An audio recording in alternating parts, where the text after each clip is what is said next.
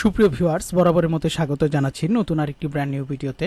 আজকের এই ভিডিওতে আমরা ডিগ্রি প্রথম বর্ষ ইসলামিক স্টাডিজ তৃতীয় পত্র বিষয়ে চূড়ান্ত এবং শর্ট সাজেশন নিয়ে আজকের এই ভিডিওতে আলোচনা করব। সেই সাথে আপনারা যারা এখন পর্যন্ত degree first year suggestion YouTube চ্যানেলটিকে সাবস্ক্রাইব করেননি, তারা অবশ্যই নিচে থাকা সাবস্ক্রাইব বাটনটিতে ক্লিক করে পাশে আসা বেল আইকনটি বাজিয়ে দিয়ে অবশ্যই চ্যানেলটিকে সাবস্ক্রাইব করে রাখুন। আর অলরেডি যারা সাবস্ক্রাইব করেছেন তাদেরকে অসংখ্য ধন্যবাদ। আমরা কিন্তু প্রতিটি বিষয়ের চূড়ান্ত সাজেশন কিন্তু আমাদের ইউটিউব চ্যানেলে আলোচনা করব, তাই অবশ্যই চ্যানেলটিকে সাবস্ক্রাইব করে রাখুন। এবং সেই সাথে আজকের এই ভিডিওতে আমরা কিন্তু কমন উপযোগী প্রশ্নগুলো নিয়ে আলোচনা করব, তাই অবশ্যই সম্পূর্ণ ভিডিওটি আপনারা দেখার চেষ্টা করবেন। তো প্রথমে রয়েছে ক বিভাগ, অতি সংক্ষিপ্ত প্রশ্ন এবং উত্তর। আল কালাম শব্দের অর্থ কি? আল কালাম শব্দের অর্থ বাক্য বা কথা। ইলমুল কালাম অর্থ কি? ইলমুল কালাম অর্থ হচ্ছে তর্কশাস্ত্রের জ্ঞান এবং বুদ্ধিভিত্তিক জ্ঞানশাস্ত্র। আকিদা শব্দের বলতে কি বুঝো? এটি হচ্ছে বিশ্বাস। আকাইদ শব্দের অর্থ হচ্ছে বিশ্বাসসমূহ। আকাইদুন নাসাফি গ্রন্থের রচয়িতাকে আবু হাফস নাজমুদ্দিন উমর ইবনে মোহাম্মদ আন নাসাফি। আল কুরআন কোথায় সংরক্ষিত ছিল? লাউসে মাহফুজে। রিসালাত শব্দের অর্থ কি? রিসালাত শব্দের অর্থ হচ্ছে পৌঁছে দেয়া। আসমানি কিতাব বলতে কি বোঝো? ঐশী কিতাবকে আসমানি কিতাব বলে। কুরআন শব্দের অর্থ কি? পঠিত। তাওহীদের দ্বিতীয় পর্যায় কোনটি? তাওহীদের দ্বিতীয় পর্যায় হচ্ছে আল্লাহর গুণাবলীতে বিশ্বাস। সর্বশেষ নবী কে ছিলেন? সর্বশেষ নবী ছিলেন হযরত মুহাম্মদ সাল্লাল্লাহু আলাইহি ওয়াসাল্লাম। আসমানি কিতাব কতখানা? আসমানি কিতাব হচ্ছে 104 খানা। আসমানি কিতাব কত প্রকার? 2 প্রকার, যথা কিতাব এবং সহিফা। মালাইকা শব্দের অর্থ হচ্ছে ফেরেশতা বা স্বর্গীয় দূত। জাহান্নাম শব্দের বলতে কি বুঝো? জাহান্নাম শব্দের অর্থ নরক, আগুন, শাস্তির জায়গা। মিরাজ শব্দের অর্থ হচ্ছে ঊর্ধ্বগমন বা সিঁড়ি। কিয়ামতের 5টি আলামত: জ্ঞান উঠে যাবে, মূর্খতা প্রতিষ্ঠিত হবে, মদ্যপান বেড়ে যাবে, প্রকাশ্যে ব্যভিচার চলবে, সুদ ঘুষ জুয়া বেড়ে যাবে। ইসলাম শব্দের অর্থ কি? ইসলাম শব্দের অর্থ হচ্ছে শান্তি। ইহসান শব্দের অর্থ কি? সদ্ব্যবহার বা সৌন্দর্য। কবিরা গুনাহ বলতে কি বুঝো? কবিরা গুনাহ অর্থ বড় অপরাধ, বড় পাপ, মহাপাপ। সিফাতুল্লাহ শব্দের অর্থ হচ্ছে আল্লাহর গুণাবলী। মুনাফিক শব্দের অর্থ হচ্ছে কপট। হাসর বলতে কি বুঝো? হাসর অর্থ সমবেত হওয়ার জগৎ বা মহাসমাবেশ। শিরক শব্দের অর্থ কি? অংশীদারিত্ব। মুনাফিকের আলামত কয়টি? 3টি। আলমে বারজাখ কি? কবরের জীবনকে আলমে বারজাখ বলে। তাওহীদ শব্দের অর্থ হচ্ছে আল্লাহর একাত্মবাদ। তাওহীদ কত প্রকার? 3 প্রকার। ঈমান শব্দের অর্থ কি? বিশ্বাস করা। আশারায়ে মুবাশশারা অর্থ হচ্ছে জান্নাতের সুসংবাদপ্রাপ্ত 10 জন সাহাবী। বনি ইসরাইল কারা? হযরত ইয়াকুব এর বংশধরকে বনি ইসরাইল বলা হয়। জাহান্নাম কয়টি? 7টি। মুনকির নাকির এর কাজ কি? কবরের সওয়াল বা প্রশ্ন করা। ইয়াকিন অর্থ কি? দৃঢ় বিশ্বাস ও আস্থা। হযরত জিবরাইল এর কাজ কি? নবীগণের নিকট ওহী পৌঁছে দেওয়া। তাকবিন অর্থ কি? সৃষ্টি করা ও আবিষ্কার করা। রাসূল অর্থ হচ্ছে প্রেরিত পুরুষ। প্রধান ফেরেশতা কতজন? প্রধান ফেরেশতা 4 জন। খিলাফত শব্দের অর্থ হচ্ছে প্রতিনিধিত্ব করা। খারিজি কারা?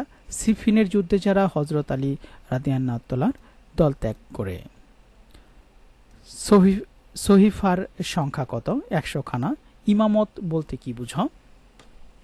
রাষ্ট্র পরিচালনার জন্য যিনি জনগণের প্রত্যক্ষ মতামতের ভিত্তিতে নির্বাচিত হবেন এবং ইসলামী রাষ্ট্রের সকল কাজ কুরআন ও সুন্নাহ অনুসারে পরিচালনা করবেন এবং নিজেও তার পূর্ণ অনুসরণ করবেন, তাকে ইমাম বলে। আর ইমামের পদটিকে বলা হয় ইমামত। ইস্তিজরাজ বলতে কি বোঝা?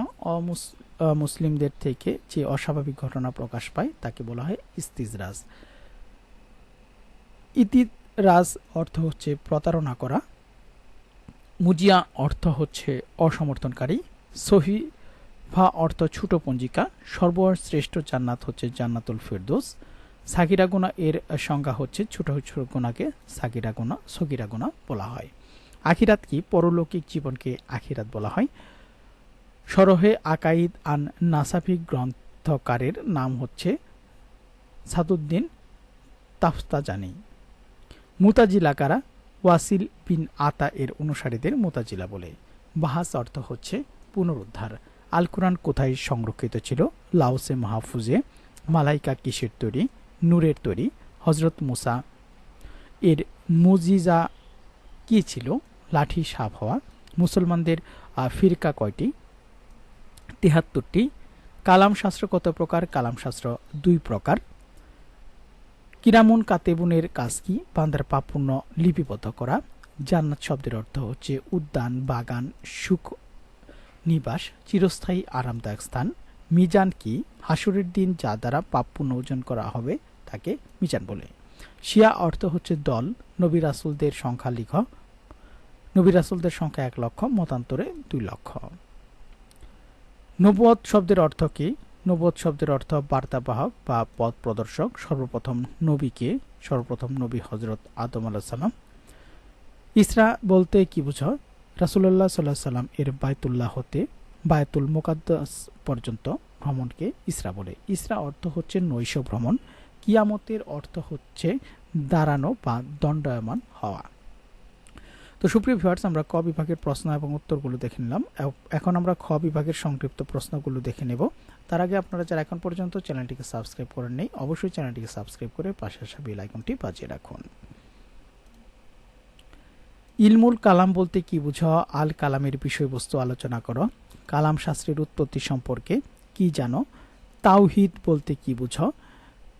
শাফায়াত বলতে কি বুঝো? এর গুরুত্ব বর্ণনা করো। রিসালাতের সংজ্ঞা দাও। আল্লাহর একাত্মবাদের প্রমাণ দাও। জীবিতদের দান খয়রাত ও দোয়া দ্বারা মৃতরা কি উপকৃত হয়? আখিরাতের সংজ্ঞা দাও। জাহান্নাম বলতে কি বুঝো? জাহান্নাম কয়টি ও কি কি? মিরাজের গুরুত্ব আলোচনা করো। মিরাজ ও ইসরার মধ্যে পার্থক্য কি? জান্নাত কয়টি ও কি কি? ঈমান ও ইসলামের মধ্যে পার্থক্য কি? বাহাস বলতে কি বুঝো? হাস্য সম্পর্কে সংক্ষিপ্ত লিখ। ইমামের 5টি দায়িত্ব কি কি? নবী ও রাসূলদের সংজ্ঞা দাও। নবী ও রাসূলগণের কার্যাবলীর সংক্ষিপ্ত বিবরণ দাও। রাসূল প্রেরিত উদ্দেশ্যবলী বর্ণনা করো। প্রমাণ করো হযরত মুহাম্মদ সাল্লাল্লাহু আলাইহি ওয়াসাল্লাম সর্বশেষ নবী। কবিগণের নিষ্পাপ হওয়া বলতে কি বুঝো? নবীগণের নিষ্পাপ হওয়া বলতে কি বুঝো? কারমত ও ইস্তিজরাজের মধ্যে পার্থক্য বর্ণনা করো। জান্নাত কয়টি ও কি কি? মিরাজ বলতে কি বুঝো? সংক্ষেপে জান্নাতের বর্ণনা দাও। আসমানি কিতাব বলতে কি বুঝো? আসমানি কিতাব কয়টি ও কি কি? কিয়ামত বলতে কি বুঝায়? তাওহীদে বিশ্বাসের বিষয়গুলো কি কি? ইমামত বলতে কি বুঝো? কিয়ামতের যে কোনো 4টি আলামত বর্ণনা করো। জীবিত গণের দোয়া ও দান খয়রাত দ্বারা মৃতরা কি উপকৃত হয়? এখন আমরা গ বিভাগ রচনামূলক প্রশ্নগুলো দেখে নেব। ইলমুল কালাম বলতে কি বুঝো? ইলমুল কালামের উৎপত্তি সম্পর্কে আলোচনা করো।